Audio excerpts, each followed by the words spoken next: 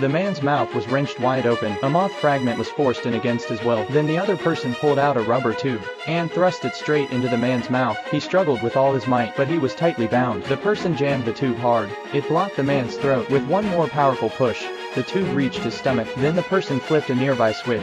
Heels rushed through the tube and into the man's mouth. The man stared in terror, but he could only watch as they flooded into his body. After a few swallows, his stomach became a haven for eels. Then they waited silently for a full 6 hours to let the eels fully mix with the man's stomach acid. After that, the container would collect a few drops of yellow liquid. When the man woke again, he found himself lying on a bed in a recovery center. His left leg was in a cast. What had just occurred felt like a dream, but his stomach truly fell off. While he was still confused, the director told him he'd collapsed by the road after a car crash the day before. The center staff had rescued him. Aside from the leg injury, everything else was fine. The director kindly reminded him to drink more water to help his leg heal quicker. After the director left, the man picked up a cup of water and drank it in one go, but right then, he spotted a small bug at the bottom of the cup. It was still alive. He crushed it between his fingers and thought nothing of it, but he had no clue he'd already fallen into a trap. Later, the man wandered around the recovery center. It was the oddest place he'd ever seen. Some elderly folks were doing water aerobics in a pool. Some were living inside giant steamers. Even weirder, someone was swimming in a water tank